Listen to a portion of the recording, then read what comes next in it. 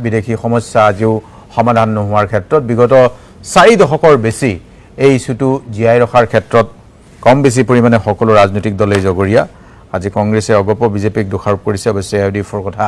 কংগ্ৰেছে কোৱা নাই কিন্তু আপুনি কি ভাবে যে এই সমস্যাটো বিগত 3টা যে কাৰ্যকাল অগপ বিজেপি নেতৃত্বাধীন চৰকাৰ এই 3টা কাৰ্যকালতে 3 নম্বৰটো ৰানিং চলি আছে বাৰু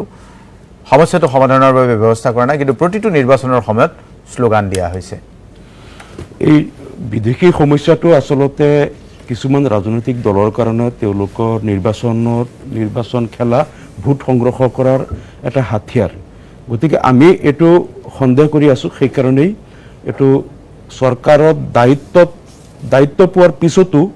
কিন্তু তেওঁলোকে কৰোনীয় কামখিনি নকৰিলে এটো কংগ্ৰেছই কক অগপই কক বিজেপিয়ে কক যেতিয়া বিৰোধী থাকে তেতিয়া তেওঁলোকে যেনেকৈ এটো লৈ আন্দোলন কৰে বা যিমান খৰব হয় যেতিয়া নিজে দায়িত্বত আহে তেতিয়া কিন্তু তেওঁলোকে যিখিনি কৰিব পাৰে সেইখিনি নকৰে এটা কথা সব এই বিষয়টো লৈ যেটো ঐতিহাসিক অসম আন্দোলন হৈছিল অসম আন্দোলনৰ অসম চুক্তিৰ জৰিয়তে তাৰ পৰিসমাপ্তি ঘটিছিল অগপ দলৰ জন্ম হ'ল তেওঁলোকে দুবাৰ চৰকাৰ কৰিলে আৰু কংগ্ৰেছ দল তাৰ পিছতো তেতিয়া আছিল ক্ষমতাত আছিল পিছতো কেইবাবাৰো ক্ষমতাত আহিল কিন্তু তেওঁলোকে এটা কথা যেতিয়া প্ৰফুল্ল কুমাৰ মহন্তই মুখ্যমন্ত্ৰী থাকোতে তেওঁ তন্নতন্নকৈ চালিজাৰি চাই ভোটাৰ লিষ্ট প্ৰস্তুত কৰিলে আৰু তেওঁ কৈছিল যে এই ভোটাৰ লিষ্টত তেতিয়া ৭৩,১০১ লোকক সন্দেহজনক বুলি চিহ্নিত কৰিছিল আৰু তেতিয়া মুখ্যমন্ত্ৰী প্ৰফুল্ল কুমাৰ মহন্ত কৈছিল যে আমি ভালকে তন্নতন্নকৈ পৰীক্ষা কৰি ৭৩,১০১ লোকক আমি সন্দেহজনক পাইছো ইয়াৰ ভিতৰত বিদেশী ওলাব পাৰে বাকি কিন্তু যিমান ভোটাৰ লিষ্টত নাম উঠিছে তাত আমাৰ সন্দেহ নাই গতিকে সেইখিনি কিন্তু দেখা গ'ল তেতিয়া হিতেশ্বৰ শইকীয়াই এবাৰ কংগ্ৰেছে যেতিয়া এই আন্দোলনটো স্থিমিত হৈ যায় তেওঁ কিন্তু হঠাৎ কৈ দিলে অসম বিধানসভাৰ মজিয়াত যে ৩০ লাখ বাংলাদেশী আছে পিছত আকৌ যেতিয়া আন্দোলনকাৰী পক্ষ যেতিয়া ডাঙৰ খাইতে তেতিয়া আকৌ তেওঁলোকে দমন কৰে মানে এইটো তেতিয়া আমি বুজি পাইছিলো যেটো মানে কংগ্ৰেছে মানে জুইটো জ্বলাই আকৌ নুমাবলৈ মানে নুমাই যোৱা জুইটো আকৌ জ্বলাই আছে ইয়াত এটা ষড়যন্ত্ৰ আছে বুলি আমাৰ সন্দেহ হৈছিল তাৰ পিছত চাওক এই ডি ভোটাৰ আকৌ কংগ্ৰেছ যেতিয়া ক্ষমতাত আহিল তৰুণ গগৈ তেতিয়া এই ডি ভোটাৰ আৰু ৫.৫ লাখ তেওঁলোকে বৃদ্ধি কৰিলে তেতিয়া ত্ৰিপাক্ষিক চুক্তি হ'ল আছুৰ লগত ত্ৰিপাক্ষিক চুক্তি অনুসৰি এনআৰচিৰ কাম আৰম্ভ হ'ল এনআৰচি কৰা হ'ল এনআৰচিত দেখা গ'ল ১৯ লাখ মানুহ এতিয়া এনআৰচিৰ পৰা বাহিৰত আছে বাকি মানুহখিনি এনআৰচিত অন্তৰ্ভুক্ত হ'ল কিন্তু এই ১৯ লাখ মানুহৰ ভিতৰত কিমান বিদেশী আছে কিমান স্বদেশী আছে এই কথাটো এতিয়াও ক'ব নোৱাৰি এই কাৰণেই কাৰণ এনআৰচিৰ মডেলিটিত আছিল যিসকল মানুহৰ নাম অন্তৰ্ভুক্ত নহ'ব ফাইনেল ড্ৰাফট লিষ্টত তেওঁলোকক ৰিজেকশ্যন স্লিপ দিয়া হ'ব আৰু তেওঁলোকক কিয় ৰিজেক্ট কৰা হ'ল তেওঁলোকক এটা স্লিপ দিয়া হ'ব সেই স্লিপটো লৈ তেওঁলোকে ফৰেনাৰ্ছ ট্ৰাইব্যুনেলত গৈ তেওঁলোকে নাগৰিকত্ব প্ৰমাণ কৰিব লাগিব যদি তেওঁলোকে তাত নাগৰিকত্ব প্ৰমাণ কৰিব পাৰে তেতিয়া তেওঁলোকৰ নামটো এনআৰচিত অন্তৰ্ভুক্ত হ'ব আৰু যদি নোৱাৰে তেতিয়া তেওঁলোক বিদেশী বুলি গণ্য হ'ব কিন্তু দেখা গ'ল এনআৰচিৰ ফাইনেল ড্ৰাফট লিষ্ট ওলোৱাৰ ৮ বছৰ পিছতো এতিয়ালৈকে কিন্তু ৰিজেকশ্যন স্লিপ দিয়াও নাই এতিয়া এনআৰচিটো বাহাল থাকিল নে নাথাকিল এইটো লৈ আকৌ ৰাজনীতি সেইটো কোনে জানে না সেইটো কেতিয়াবা কয় আকৌ পুনৰ কৰিব লাগিব সীমান্তত আকৌ কেতিয়াবা আকৌ কয় এইটো এনআৰচিত নাম নথকা মানুহ এতিয়া কিবা ডকুমেণ্ট আধাৰ কাৰ্ড পান কাৰ্ড কিবা হ'লে আকৌ এনআৰচিত নামটো উঠিছে না সেইটোও চাই আকৌ এবাৰ কয় এইটো ভেলিড হয় নে নহয় মানে এনেকুৱা এটা অৱস্থাত ৰাখিছে আমি দেখিছো আন্তৰিকতা নাই সমস্যাটো চিৰতৰে সমাধান কৰাৰ ক্ষেত্ৰত আন্তৰিকতা নাই এইটো কংগ্ৰেছৰো নাই বিজেপিৰো নাই আমি যি দেখিছো কংগ্ৰেছো ক্ষমতাত আছিল এতিয়া বিজেপিও প্ৰায় 3টা কাৰ্যকাল তেওঁলোকে আছে কিন্তু মাত্ৰ এইটোক লৈ ভোট বেংকৰ ৰাজনীতিহে তেওঁলোকে কৰিব বিচাৰে আৰু এটা কথা কালি আমাৰ মাননীয় বিধায়ক মৌলানা বদৰুদ্দিন আজমল সাহেবৰ এটা প্ৰশ্নৰ উত্তৰত ৰাজ্য চৰকাৰে উত্তৰ দিলে যে যোৱা 2টা বছৰত ১৬৭৯ গৰাকী মানে অসমৰ পৰা ডিপোৰ্ট কৰা হ'ল বা পুছবেক বা ডিপোৰ্ট ইয়াত 3টা কেটেগৰী কৈছে এটা হ'ল এক্সপেল ডিপোৰ্ট আৰু চেণ্ডবেক 3টা কেটেগৰীত ১৬৭৯ গৰাকী বাংলাদেশলৈ পঠিয়াই দিয়া হ'ল তাতে মই গোটেই প্ৰশ্নৰ উত্তৰটো চালো তাত কিন্তু 3টা কেটেগৰী কৰা হৈছে এটা হ'ল যিখিনি ইলিগেল মাইগ্ৰেণ্ট বুলি কিছুমান লিখা আছে কিছুমান লিখা আছে ডিক্লেয়াৰ্ড ফৰেনাৰ্ছ আৰু কিছুমান আছে convicted foreign nation CFN declared foreigners by FT foreigners tribunal আৰু CFN সেইকেইটা আকৌ CJM তেওঁলোকক হেৰি কৰিছে। তাৰমানে কোনোবা বাংলাদেশী লোক আহি পেলাই তেওঁলোক কনভিক্টেড, হয়তো তাত কিবা কেছত Crime আছিলে বা ক্ৰাইম আছিল, কিবা কাৰণত পলাইছে, তেওঁলোক ধৰা পৰিছে, CJM-এ তেওঁলোকক ডিপৰ্ট কৰিছে। আৰু এই যে ডিপৰ্টবিলাক কৰা হ'ল, যিখিনি ইলিগেল ইমিগ্ৰেণ্ট বা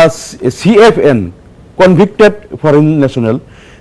তেওঁলোকক কিন্তু আনুষ্ঠানিকভাৱে বাংলাদেশ চৰকাৰৰ লগত যোগাযোগ কৰি হস্তান্তৰ কৰা হ'ল।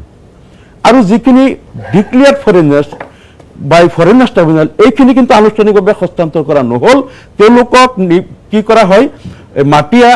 ডিটেনশ্যন কেম্পত কেইদিনমান ৰাখে, মাটিয়াৰ পৰা তেওঁলোকে BSF-ৰ হাতত হস্তান্তৰ কৰে। BSF-এ তেওঁলোকৰ কেম্পত কোনোবা কোঠাত 25, 30, 40 দিনলৈকে তেওঁলোকক আবদ্ধ কৰি ৰাখে আৰু চান্স বিচাৰি ফুৰে, যেতিয়া সিফালে বাংলাদেশ গাৰ্ড নাথাকে বা ৰাতিৰ অন্ধকাৰত কেতিয়াবা চান্স লৈ পেলাই হঠাৎ পুছ বেক কৰি পেলাই যে সিফালে যাব নাই, ঘূৰি আহিব নোৱাৰিবি, এনেকৈ পঠায়। ইয়াৰ কাৰণটো হ'ল এই যে যিখিনি ডিক্লেয়াৰ্ড ফৰেইনাৰ্ছ বাই ফৰেইনাৰ্ছ ট্ৰিবিউনেল, তেওঁলোকৰ কিন্তু বাংলাদেশৰ কোনো এড্ৰেছ নাই। তেওঁলোকৰ পৰিয়ালৰ বাকী পিতৃ মাতৃ ভাৰতীয়, ভাই ককাই ভাৰতীয় বা কোনোবা মহিলাৰ, আনকি এনেকুৱা মানুহ আছে যাৰ নিজৰ নাম 51 NRC-ত আছে, তেওঁৰ নাম ডি হৈ গ'ল, কিবা হয়তো কেতিয়াবা নামৰ বানানৰ ভুল বা কিবা কাৰণত ফৰেইনাৰ FTA তেওঁক মানে ফৰেইনাৰ কৰি দিলে। গতিকে আনকি 51 NRC-ত নাম থকা মানুহৰ ডিক্লেয়াৰ ফৰেইনাৰ হ'ল। এইখিনি যদি বাংলাদেশ চৰকাৰক আনুষ্ঠানিকভাৱে সমজাই দিব যায়, বাংলাদেশ চৰকাৰে প্ৰুফ বিচাৰিব তেওঁলোক যে বাংলাদেশী, তেওঁলোকৰ প্ৰমাণ দিয়া। এতিয়া আমাৰ চৰকাৰে কিন্তু প্ৰমাণ দিব নোৱাৰিব, কাৰণ তেওঁলোক কোনোদিন বাংলাদেশৰ মাটি কোলা নে বগা নাজানেই, তাত নাছিল, জন্ম ইয়াত, পিতৃ মাতৃ জন্ম ইয়াত, মাত্ৰ কিবা বয়সৰ গণ্ডগোল বা কিবা কাৰণত। ঠিক আছে, মানে এইটো গোটেই কাৰিকৰী কথাটো আপুনি কৈছে, কাৰিকৰী এটা গণ্ডগোল আন্তৰিকতাৰে যদি সমাধান কৰিব বিচাৰে সমাধান হ'ব। কিন্তু আপুনি মনত ৰাখিব, বিজেপিয়েও নকৰে, কংগ্ৰেছ ক্ষমতা থাকিলেও নকৰে, তেওঁলোকৰ লাভ আছে, পলিটিকেল লাভ আছে, পলিটিকেল লাভৰ কাৰণে তেওঁলোকে সমস্যাটো জীয়াই ৰাখে, কংগ্ৰেছেও বিজেপিও হোক। মই চাইজুদ্দিন আহমেদ, না এতিয়া চাওক, প্ৰথম কথাটো হ'ল বিদেশী সমস্যা সমাধানৰ কাৰণে যিটো আন্তৰিকতা, ইয়াত আটাইতকৈ ডাঙৰ কথাটো হ'ল এটা ভুল বুজাবুজি আছে আন্দোলনকাৰী পক্ষ হওক বা ৰাজনৈতিক দলৰ। তেওঁলোকে প্ৰথমতে অসমৰ মুছলমান সমাজক তেওঁলোকে আস্থাত ল'ব লাগিব যদি বিদেশী মুছলমান বিদেশী খেদিব বিচাৰে। আৰু এটা কথা মই অসমবাসীক ক'ব বিচাৰিছোঁ, হয়তো বহুতে দূৰৰ পৰা যিসকল মুছলমানৰ টাচত নাই তেওঁলোকে বেলেগ বেলেগ ভাবিব পাৰে, অসমৰ কোনো মুছলমানে কোনো বাংলাদেশী মুছলমানক প্ৰশ্ৰয় নিদিয়ে। য'ত আপুনি চাব নিজৰ ভাই ককাই খুৰা ভতিজাৰ মাজত 1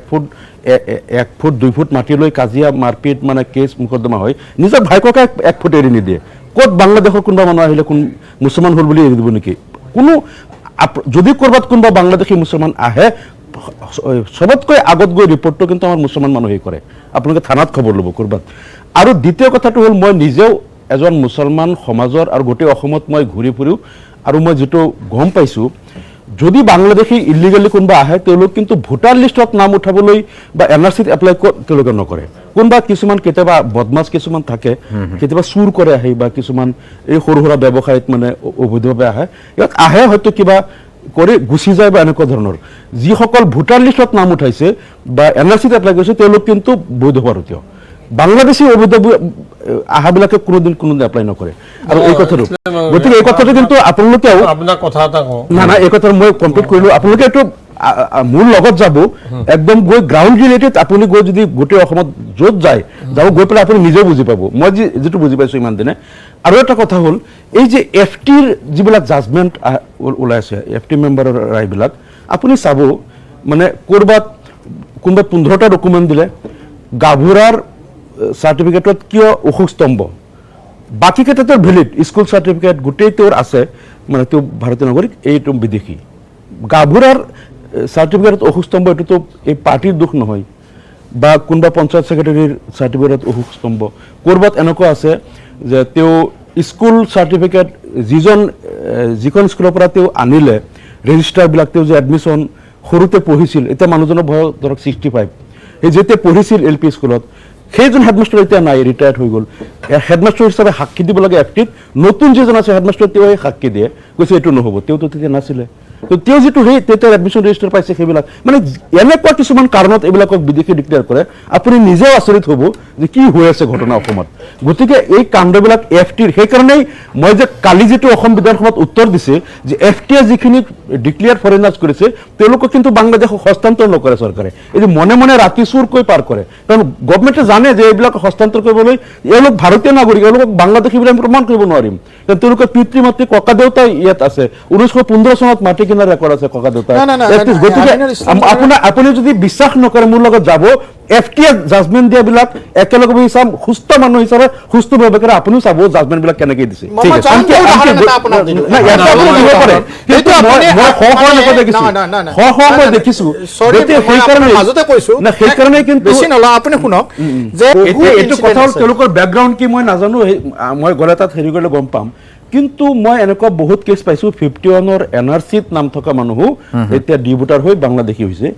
তেওঁ তেতিয়া বয়স 1 বছৰ আছিল 3 বছৰ আছিল 51 NRCত বা এনেকুৱা বহুত মানুহ দেখিছো যাৰ 1915 চনত মাটিৰ ৰেকৰ্ড আছে 1931 চনৰ আছে তেওঁলোকৰ এতিয়া তেওঁৰ ককা দেউতাকৰ হেৰি আছে পিতৃ মাতৃ আছে ভাই ককাৰ গোটেই আছে ভনীয়েকৰ আছে মাজৰ পৰা এটা ডিউ হ'ল আৰু সেইটো কেনেবাকে নামৰ কিবা বানানৰ স্পেলিঙৰ কাৰণে কিছুমান হ'ল বা কাৰোবাৰ বয়স যদি এইবাৰ 40 আছে 5 বছৰ পিছত হ'ব লাগে 45 হৈ আছে 44 প্ৰিন্টিং মিষ্টেক হোক বা যিসকল ইনুমাৰেটৰ তেওঁলোকে এইবিলাক আৰুতো ভেৰিফাই নকৰে বয়স এটা দি দিয়ে মানে এনেকুৱা মানে নেগলিজিবল কিবা কাৰণত এই মানে হেৰি কৰিছে এনেকুৱা বহুত মই দেখিছো হাজাৰ দেখিছো কথা